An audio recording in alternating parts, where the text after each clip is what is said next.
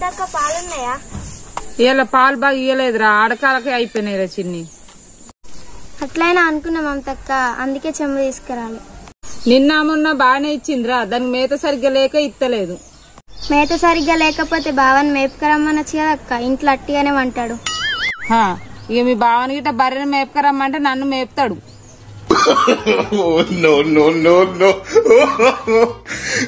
ఒక్క అమ్మాయి అయ్యుండి అన్ని పనులు నువ్వే చేసుకుంటావు అక్క. అసలు ఇప్పుడే ఎందుకు పెళ్లి చేసుకున్నావు?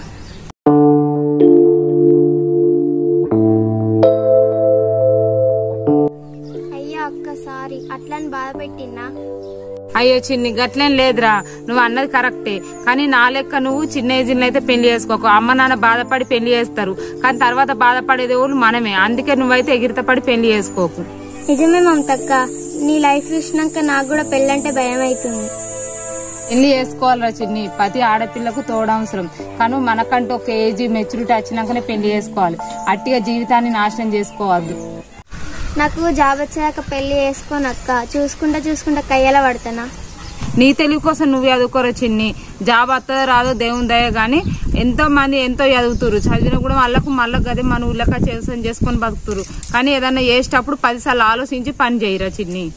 సరే మమతక్క, వాళ్ళకన్నా చిటే ముట్టిన ఇంటికోవాలిగా, లేకుంటే అమ్మ కోప్పడుతుంది. రేపు ఇట్లా బర్రె పాలు తీసుకొస్తా పోరా చిన్ని. నేను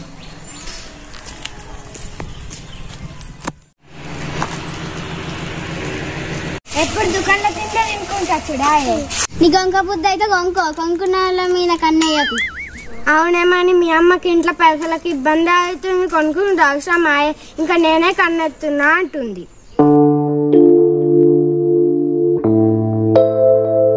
డాడీ దుబాయ్లకి ఎంత కష్టపడుతున్నా నీకేమైనా తెలుసా? మీ అమ్మనేమో కైకిలు కొయ్యి తిరొక్కటి కొని పెడుతుంది, నీకేమైనా ఉందా? అట్లా కాదే లిక్కి, మా ఇంట్లో బియ్యం అన్న అయిపోయినాయి. అమ్మ ఆకలి అవుతుందంటే 5 రూపాయలు ఇచ్చింది, కొనుకొచ్చుకోపో బిడ్డ అని. అందుకే అక్కడికి పోయి కొనుకొచ్చుకొని అత్తున్నా. అయ్యా మన ఇంట్లో బియ్యం అయిపోయినాయా? నోరు జారి అట్లా అన్నా, సారీ. లోకులు కాకులు అంటారు కానీ లిక్కి, నువ్వేమైనా తెలుసు అన్నావు, తెలియక అన్నావు కదా, ఏం గత్తి. ఇట్లా కాదేమని, మీ ఇంట్లో పరిస్థితి మంచిగా ఉండదు కదా, బాధ పెట్టి తెచ్చినావు కావచ్చు అని అన్నా. అప్పుడంటే చిన్నగా ఉంటేనే బాధ పెట్టినా, ఇప్పుడు గింతెత్తి పెరిగిన మా అమ్మని మా డాడీని బాధ పెడతానా అనే నేను? బాధ పెడకేమని, మా ఇంటికి తిందుతా అన్నం. అదే లిక్కి, ఈ చిప్స్ తిని వాటర్ తాగి వండుకుంటా. 2 చిప్స్ తింటేనే ఆకలి మగ్గుతుందా? ఇంకా తీయ, ఇప్పుడు మన మీద అడ్డెక్కించుకుంటా, అప్పటికైతే ఆకలి అయితే అత్తచ్చు. అందరి రాతలు మారుతున్నాయి కానీ ఇన్ని రాతలు అయితే మారుతలేదు. అమ్మమ్మ ఓ అమ్మమ్మ, మిరపకాయలు ఉన్నాయమ్మమ్మ? అమ్మేటప్పుడేమో తీసుకోపోతే ఇప్పుడు మిరపకాయలు ఉన్నాయా అమ్మమ్మ అని పడుతుంది. అవ్వ, నేను అప్పుడు చేతుల రూపాయలు లేక నేను కొనుక్కోకపోతే నువ్వు ఉంచుతావు కావచ్చు అని నేను అనుకున్నా. నువ్వే పట్టించుకుంటావు. నీ అవి ఉంటే కిలో నీయలేవు, 2 కిలోలు అన్నా. లతవ్వ నీతో అబద్ధం ఆడుతున్నా బిడ్డ. ఇంకా గడ చూడాగు, ఆరబోసిన సంచులు చూడాగు, ఆరబోసి ఇప్పుడే ఎత్తున్నా. మరి ఇప్పుడు ఎట్లనే అమ్మమ్మ, నువ్వు ఇస్తావు కావచ్చు అని నేను అడగ కాన్సెట్లు వచ్చా ఇస్తానంటే నేను తెచ్చుకోకపోతే ఇప్పుడు ఎట్లనే అమ్మమ్మ, నేను ఎట్లా పట్టించుకోవాలి? కారపొడి ఎట్లా నాకు? ఎవరు లతవ్వ, నీ పనే గీసు ఉంటుంది. ఉన్నప్పుడేమో అడగపోతే, ఇప్పుడేమో గోస పడబడితే. మరి మందుల వాళ్ళ ఇంటికాడ ఉన్నామో అడిగైతే చూస్తా. అవ్వ ఎట్లనే చేయనన్ను అడిగి 2 కిలోలు అయితే పట్టుకురా. నువ్వు సంచి పట్టుకుని వస్తే నీ అవ్వ ఇప్పుడు ఎట్లా చేయాలి మరి? నేను అడుగుతా గాని కూసో, నీకు ఎప్పుడు ఎగిరితమే. కూర్చోనా అమ్మమ్మ, కూర్చుంటాను అత్తి. గాని మొన్న మామతోళ్ళ ఇంటికి అయినా కొంచెంసేపు ముచ్చటెట్టింది పొల్ల. మొన్న మామగారింటికి పోయింటి, వాళ్ళ ఇంటికి పోయి కొంచెం కూర్చుండొచ్చిన. గట్నే ఉందా రవ్వ మమత? కొంత బక్కగా ఉండే, మరి కొంత పానం వచ్చిందా రాలేదు. ఇక అత్తామంటే నాకేమో పని తీరదా, ఆమెకేమో ఆ బాధలాయ్. నీ బిడ్డ దగ్గరకు నువ్వు పోయేదానికి ఏంది అమ్మమ్మ? నీకు ఇల్లు వచ్చుకొని పోరాదా? నీ బిడ్డను చూసి వస్తాను పోరాదా నీకు? ఓళ్ళకి ఎందుకు భయపడతావు అమ్మమ్మ? నువ్వు ఇల్లు తెచ్చుకుపోయేంత తక్కువ ఉందా బిడ్డ? మళ్ళీ నేను పోయి దాన్ని మాటలు అనిపించుడు. నువ్వు ఇట్లా అట్లా నువ్వు పోతలేకపోతే ఇద్దరు నాడు అది బాధపడబట్టే. కన్న కడుపు మంచిది కాకరా లతవ్వ, నాకు గిన్నె కట్టాలి. ఏం చేయాలరా? అమ్మలక్కలు వచ్చి గిట్లుంటదా గట్లుంటదా అంటే ఇక ఆమె అదృష్టే గసం ఉంటుందని అనుకుంటాను. నువ్వు ఇట్లా అనుకుంటే 2 రోజులు ఉంటాయి అమ్మమ్మ. ఇంకా నువ్వు నీ బిడ్డ నీకు కదా, నీ వాళ్ళు నీకు కదా. నువ్వు ఇక్కడ బాధపడతావు? మొన్న సుతం నా చిన్న బిడ్డ సుతం ఫోన్ చేసి రమ్మన్నది. పండుగకు రాపాయి, మొన్న వేన పండుగకు రాపాయి. ఏం చేయమంటావు బిడ్డ? ఇప్పుడు ఏమన్నా అంటే ఇప్పుడు మళ్ళా ఒళ్ళి ఆనే అమ్మమ్మ నన్ను అరకట్నం గిట్ట పోసేది ఉందా మరి? అందుకోసం వాళ్ళు అట్లా చేస్తారు కావచ్చు దాన్ని మమతను. అరకట్నం ఎక్కడిది బిడ్డ? మొత్తం ఇచ్చిన ఎన్నడో అప్ప చెప్పిన గిన్ని రోజుల ఇంకా మామిన దానికి ఏం లేదు ఇంకా. ఏమోనే అమ్మమ్మ మనసులో గుణమే గంత కావచ్చు. ఇక పోరి మధ్యలో నాగిలికి పోతాంది. మా అక్క తోడగొట్టకపోయినా మంచిగా ఉండు లతక్క. తోడగొట్టినందుకు దానికి ఏం సుఖం ఉంది? వీళ్ళు అద్దనంగా లగ్గం చేసిర్రు ఏజ్ గాని ఏజ్లా. ఇప్పుడేమో వాళ్ళు అట్లనేమో మా అక్కల అత్తగారేమో అట్లా. ఈ మధ్యలో మాత్రమే నలిగిపోతుంది నువ్వు అన్నట్టు. నీ బాధ చూస్తేనైతే నా మనసంతా కలికర అనిపించింది జాను. నా బిడ్డ మొక్కన్నా చూసి తోలేదు లతవ్వ. నా మనసు అంత తిరిగింది. మీరు దగ్గితే ఏముంది అమ్మమ్మ? ఇచ్చుకున్న వాళ్ళు ఇక పుచ్చుకున్న వాళ్ళు కూలి. వాళ్ళు ఎంతెంత దగ్గితే అంత రెచ్చిపోతారా? అది ఇక రెచ్చిపోరలా తక్క. నేను గంత ఏడ్చుకుంటా ఘోరంగా అంటే ఘోరంగా బాధపడ్డా తెలుసా అక్క. నీ కాళ్ళు మొక్కుతా నీ బాంచని రాయన్న కూడా వాళ్ళ గింత కూడా కనికరం అనిపించలేదు. సరే పోతే ఓని తర్వాతనైనా అరే అలా చెల్లె గంత బాధపడుతుంది, అలా చెల్లె కోసమన్నా తోలెత్తామని తోలేయచ్చు కదా. సరే తోలేకపోయినా మమ్మల్ని అన్నారు కదా, తోడబుట్టిన తోడు చూడబుద్ధి కదా అలా తక్క. చెప్పు నువ్వే. ఎన్ని రోజులు కాదు నెలలు కాదు సంవత్సరాలు అవుతాంది. మాకు ఎంత అనిపిస్తుంది చెప్పు. ఇప్పుడు మా అక్క ఉన్న లేని కింద అయిపోయింది నాకైతే. నాకు తోటోళ్ళని చూస్తే అనిపిస్తుంది అరే మా అక్క నేను గిట్ల ఉండేటోళ్ళం చిన్నప్పుడు ఇట్లా వేసుకునేటోళ్ళం. మా నాకేమన్నా అయినా కూడా నేను కొట్టినా తిట్టినా ఏం చేసినా కూడా మా అక్క నన్ను ఇట్లా ఎత్తుకొని తిరిగేది. నన్ను నేను ఏమన్నా లంగ పని చేసినా కూడా మా అక్క దాచి పెట్టేది అన్నట్టు నాకైతే అవి గుర్తొచ్చినప్పుడు అలా పానం అంతా కలిగలేదు. ఇప్పుడు ఇద్దరు బిడ్డలు ఉన్నట్టు కాదు, ఒక్కదాని ఒంటరిదాన్ని ఊటినట్టు అయిపోతుంది నా బతుకు. ఒక అన్న లేపాయ, తమ్ముళ్ళు లేపాయ, అన్నైనా ఆయననే చెల్లైనా ఆయనైనా ఏం చేయాలి బిడ్డ? ఇక నా అదృష్టం గట్లుంది. నీకు తెలియదు ఏముంది అమ్మమ్మ. ఇక మంది ముచ్చట్లుగా ఇక ఇళ్ళ కోటి కోటి అన్నట్టు మంది చెప్పిన కొద్దీ వాళ్ళు ఆట ఆడతారు. ఇక మంది మాటలకు ఎన్ని రోజులు అని మంచిగా ఉంటేనే మంచిగా బతికినే మంచిగా అంటారు, చెడ్డ బతికినా చెడ్డ బతికిరా అని అంటారు. ఎట్లా బతికినా మనకు బాగానే ఉంది తక్క. కానీ మనకు ఉండాలి కదా అది, వాళ్ళకి కాదు. అయ్యో రేపన్నాడు మేం చచ్చినా ఏమైనా కూడా మా అవ్వ మా చెల్లె అని వాళ్ళు వస్తారు. అయ్యో మా అయ్యప్పుడు అని వాళ్ళు వస్తారు. మా బావ అరే మా అత్త మామని మా కోళ్ళు ఉన్నారు అన్నదమ్ములు, మా బావనేనాయి మాకున్న దిక్కు చెప్పు. ఇలా రేపు మనోళ్ళు మనకైతారు కానీ మంది అవుతారా? మంది అవుతారు, ఉన్న రోజులు అవుతారు, మన లాస్ట్ కోల్ అవుతారు, మనోళ్ళు అవుతారు. మరి ఏం చేస్తామే జాను?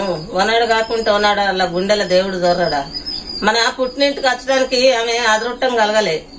అమ్మమ్మ నువ్వు గట్ట సెంచరీలకే ఏదో ఒకనాడు వాళ్ళ కడుపులో దేవుడు వచ్చి వాళ్ళే తోలేస్తారు నీ ఇంటికి. నువ్వు ఎందుకు బాధపడతాను అమ్మమ్మ? వాళ్ళు తోలకపోయినా మంచిదేలా తక్క, కానీ ఉన్నదన్న ప్రశాంతంగా ఉండనియాలి కదా. ఇక వాళ్ళు మాట్లాడుకొని వాళ్ళు దూరం ఉంటే ఎట్లుంటే చెప్పు. వాళ్ళనే కలిసి ఉంటారా అంటే వాళ్ళు కలిసి ఉండలేకపోయారు. అది అక్కడ 24 గంటలు ఏడుచుడేనట. మొన్న శ్రవంతక్క ఫోన్ చేసింది, మా అక్క మంచిగా ఉందంటే దాని బతికి ఏం మంచిగా ఉంది జాను ఏడుతుంది బయట కూర్చొని అంటే నేను ఫోన్ చేసినా కూడా లావట్టది. ఫోన్ లావట్టడం వల్ల వాళ్ళు ఉన్నారని భయపడుతుంది, మాట్లాడదు. ఇక ఏ ఆడపిల్ల బతికైనా గంతే, ఇంట్లో ఉన్నంత వరకే మన బిడ్డ. అవతలకి ఏం లేదంటే ఆమె ఏమైపోయినా కూడా మనకు హక్కు ఉన్నది అంటారు చూసిన వాళ్ళ తక్క. గట్లా అయిపోయింది మా అక్క బతుకు. ఇప్పుడు ఉన్న రోజులు మా అయ్య గంత కష్టపడే, నాన్న కష్టపడే మా కోసం. మాకు బుక్కడి బియ్యం లేకపోయినా అడకొచ్చి తినబెట్టి మమ్మల్ని కాలు కింద పెట్టకుండా చూసుకునే ఇప్పుడు మాకే అదూరం అయిపోయి. బాపు గురించి తెలియదాని జాను. మీ బాపు మస్తు కష్టపడ్డాడు, అమలు పని చేసిండు, బర్రెను కాసిండు, మన శాఖలు పని చేసి మస్తు కష్టపడ్డాడు మీ బాపు. మీరు ఎంత మంచిగా చదివిండు మీ బాపు. ఇప్పుడు మీ అక్కకి ఇట్లా కష్టం వచ్చి అన్ని మంచిగా చేసిండు బిడ్డ, అన్ని మంచిగా చేసిండు గాని కట్టలలో వారేసిండు. కట్టలలో వాడేసిండు అని అంటున్నాడు. నేను ఇట్లా ఇయ్యి అనేట నీ ఎంబడి పడ్డది ఏంది అత్తున్న మామ. వాళ్ళు వల్లేదు మేనోళ్ళని మేనరికం అన్నందుకు నువ్వు ఎగిరిత పడి ఇచ్చినావు గాని ఇక పోనీ అనుకున్న చేసుకున్న మనమైతే తక్క గంతే. ఇప్పుడు ఏం లేదు, చేతులు వెళ్ళిన కాకులు పడితే ఏమత్తది? ఏం రాదు. ఇక మనోళ్ళు మనకైతారు, కొట్టినా తిట్టినా ఏమన్నా కూడా పడాలి. వాళ్ళు పెద్ద నోట అంటే చిన్న నోట మనం తిరిగి అనకుండా పడితే అయిపోతుంది. ఇప్పుడు వాళ్ళ మీద ఆనుడు కూడా కరెక్ట్ కాదు కదా. వాళ్ళు చూసుకునే కాడికి, వాళ్ళు పెట్టే కాడికి, వాళ్ళు మాట్లాడే కాడికి వాళ్ళు మాయేసిర్రు. ఇక మనం ప్రతిదానికి మనం అపార్థం చేసుకుంటే అది మన తప్పు అవుతుంది. ఇక కొద్దిగా దానికి కొంచెం ఇక ఆడ ఇబ్బంది ఉండి అది రాలేకపోతుంది కానీ ఇక దానికి అదృష్టం ఉంటే వస్తుంది, లేకపోతే లేదు అంతే. మనం అది ఎక్కడ ఉన్నా మంచిగా బతుకుతా అయిపోయాయి. దానికి కొడుకన్న బిడ్డన్న పుట్టినాక మళ్ళీ అందరు మీరు కలిసే ఉంటారు, మీరు మంచిగానే ఉంటారు. మరి ఇక మందుల దగ్గర మిరపకాయలు ఉన్నాయంటే కదా, మిరపకాయలు రాదైనా జాను ఇక నేను పోతాను. అమ్మమ్మ నేను పోతాను ఇక. మరి అత్తవా? నేను కూడా పెండ తేవాలి పొద్దుగాలడికి. నేను పెండ తీసుకొస్తావా? పోతాను. పోయిరా. ఉన్నాయో మరి అడగపోయాను. ఇలా ఇవ్వడమ్మా ఉండే కానీ అబ్బాయి అటు అమ్మింది. ఆ ఉన్నాయి గిన్నె అయితే ఇటు రోజాలు తీసింది. నేను చెప్పులేసుకున్నావు. అవ్వా నేను పెండ తీసుకొస్తా. తీసుకురా. పోతాంది. ఏ గిట్ట పోతున్నావు మా పెండకి? ఆమె ఎటు పోతా నీకేంది? ఆమె గిట్ట మీ పెండకాడికి పోతానని నీకు చెప్పిందా? పెండకాడికి పోతున్నా. అయితే ఏంది ఇప్పుడు? ఏంది పెండకాడికి పోతున్నావా? ఆమె పెండకాడికి పోతే అంతగానే షాక్ అవుతున్నావేంది? అది పోయేది మా పెండకాడికి, వాళ్ళ పెండకాడు కాదు. నీ పెండ అంటున్నావు. నీ పెండ 100 మంది తీసుకుపోయినా తప్పలేదు కానీ నేను తీసుకపోతే తప్పొచ్చిందా? అందరు అడిగి తీసుకోవతాను, దొంగతనం చేసుకొని తీసుకోతున్నావు. దొంగలు లేని ఇల్లేడుండే లచ్చి. అయిందా? బాగా అయిందా? నీ ఫ్రెండ్ని చూసి నేర్చుకో. ఇయ్యాల రేపు దొంగతనం చేయని మనుషులు ఉంటలేరు. ప్రతి ఒక్కటి అడిగి తీసుకోపోవాలని రూల్ లేదు. నువ్వు మా ఇంటికి వచ్చి గులాబ్ పువ్వు తెంపకపోయినావు. గులాబ్ పువ్వు తెంపకపోతే నువ్వు దొంగ అయినట్టేనా? పువ్వు మంచిగా ఉందని తెంపుకొని పోయినావు. నేను కూడా అంతే. పొద్దుగాల అలికేసుకుందామని బర్రె పెండ తీసుకొని పోతున్నా. ఆ బర్రె మీద మంది నాకు తెలియదు కదా, అక్కడ పెండ కనిపించింది, పోయి తీసుకొని పోయి అలికేసుకున్నా. దొంగగాన్ని నువ్వే నేర్పించుకున్నావు. జనక్క అది గట్టినే అంటది. నువ్వు పోయి పెండ తెచ్చుకోపో. 100 మంది అట్లా దొంగతనం చెప్తారు, నువ్వు ఒక్కదనే చెప్తానవా? పోయి తెచ్చుకోపోనాడు. ఏం పెడతావు మా జాతి? పోదాం. నోరు లేని పశువుల మీద కూడా కకృతి పడతారు. పెండ తీసుకపోతేనే దొంగలాట. ఏందో ఏమో ఈ సమాజం అసలే మారవు. అందరూ ఒకళ్ళకి నమస్తే. అందరు ఎట్లున్నారు? మంచిగా ఉన్నారా అనుకుంటున్నా. నేను మీ జానమ్మ. చాలా రోజులైతుంది మనం మాట్లాడుకోక, సబ్స్క్రైబ్ నోట్ చెప్పుకోకుండా. సో మొత్తానికి అయితే చూసిరు కదా, పుట్టింటికి అక్క రాకపోతే స్టోరీ అయితే ఇప్పుడు ఇది 3rd ఎపిసోడ్ కదా. సో 3rd ఎపిసోడ్ లో అయితే ముచ్చట ఏంటంటే, మెయిన్ గా చెప్పాలనుకున్నది ఏంటంటే, ఈ స్టోరీ అనేది చాలా మంది అక్క వాళ్ళకి డెడికేటెడ్ గా చేసిన. ఐ మీన్ ఎట్లనంటే, పెళ్ళైన అక్క వాళ్ళు గాని, చెల్లె వాళ్ళు గాని అక్కడ ఎట్లా స్ట్రగుల్ పడుతురు. సో అత్తమామతో ఎట్లుంటది, హస్బెండ్ తో ఎట్లుంటది. కొంతమందికి హస్బెండ్ కరెక్ట్ ఉన్నాడు, కొంతమందికి అత్తమామ కరెక్ట్ ఉన్నాడు. సో వాళ్ళు పుట్టింటికి ఎట్లా మిస్ అవుతారు అన్నది కాన్సెప్ట్ మాత్రమే. ఇది అక్క రియల్ లైఫ్ అయితే అస్సలు కాదు. మా బావ గురించి, మా ఫ్యామిలీ గురించి మీ అందరికి తెలిసిందే. అక్క లైఫ్ చాలా బ్యూటిఫుల్. మా బావ కాలు కడిగి నెత్తిలో నీళ్ళు పోసుకోవచ్చు, అంత మంచోడు. ఎప్పుడు ఒక బ్రదర్ లాగా ఉంటాడు తప్ప ఎప్పుడు బావ లెక్క బిహేవ్ చేయలేదు. మా అక్క వాళ్ళ అత్తగారు కూడా చాలా ఎట్లానంటే, మేము ఎప్పుడైతే హ్యాపీగానే ఉన్నాం, మాకు ఎలాంటి ప్రాబ్లమ్స్ అయితే ఏం లేవు. కాకపోతే ఇట్లా అంటే ఇప్పుడు నేను చూపించే సీన్ లో చాలా మంది అట్లా స్ట్రగుల్ పడుతున్న ప్రతి ఒక్క ఆడపిల్లలు అయితే, అందరూ కాదు కొంతమంది ఉన్నారు. సో అలాంటి వాళ్ళ కోసం నేను ఈ వీడియో చేయడం జరిగింది. ఎవరు తక్కువ ఉద్దేశించి తీసుకోవద్దు. ఇది ఎవరికి నేనైతే కించపరిచినట్టుగానే లేకపోతే ఒకరి స్టోరీని తీసుకుని అయితే నేను చేయలేదు. ఇట్లా సాధారణంగా జరుగుతుంది కాబట్టి నేను ఇది తీయడం జరిగింది. మెయిన్ థింగ్ ఏంటంటే, ఇది నా ఓన్ కంటెంట్. అంటే నాకు నేను చూసి, అంటే మన రియాలిటీ, మన విలేజ్ లలో ఎట్లుంటది, సో ఒక అమ్మాయి లైఫ్ ఎట్లుంటది, పుట్టింటి నుంచి మెట్టింటికి వెళ్ళిన తర్వాత మెట్టింటి నుంచి పుట్టింటికి రావాలంటే ఇన్ని స్ట్రగుల్స్ పడుతుందని చూపించడానికి వీడియో తీయడం జరిగింది. ప్లీజ్ అన్నలు అక్కలు అందరూ ఎవరు తప్పు అనుకోదు. మమతక్క లైఫ్ అయితే అట్లా కాదు, మంచిగా ఉంది. ఇది మమతక్క స్టోరీ అని కాదు, అట్లనే. అంటే మమతక్కని ఎందుకు పెట్టినానంటే, అక్క పెళ్ళైంది కాబట్టి అక్క నుంచి తీస్తే బాగుంటుందని అక్కని తీసుకొని చేయడం జరిగింది. ఏ క్యారెక్టర్ అయినా, ఏ స్టోరీ అయినా మమతక్క నేను కలిసి చేస్తున్నాం కాబట్టి, అంటే మనోళ్ళతోనే చేస్తున్నాం కాబట్టి అట్లా తీసిన. థ్యాంక్ యూ సో మచ్ అన్నలు. మన ఛానల్లో ఇంకొక 1000 అయితే 100K నా కష్టానికి ఒక్క ప్రతిఫలం దొరికింది అని చెప్పేసి ఒక్క అడుగు ముందుకు వేసినాను ఫీల్ అవుతా. ఒక 1000 సబ్స్క్రైబర్స్ మీరు ఒక 1000 సబ్స్క్రైబర్స్ అయితే ఒక్క మెట్టు ఎక్కినా అనుకుంటా. సో మీరు అవి ఎంత తొందరగా రీచ్ అయితే నేను అంత హ్యాపీగా ఫీల్ అవుతా. మీ లైక్స్, మీ కామెంట్స్, మీ సబ్స్క్రైబర్స్ తోనే, సబ్స్క్రైబర్ నోటిఫికేషన్ తోటే నాకు అంతకు మించి ఇంకేం లేదు. థ్యాంక్ యూ సో మచ్ అన్నలు. మళ్ళీ వీడియో మళ్ళీ కలుద్దాం. అంతవరకు మీ జానమ్మ. బాయ్.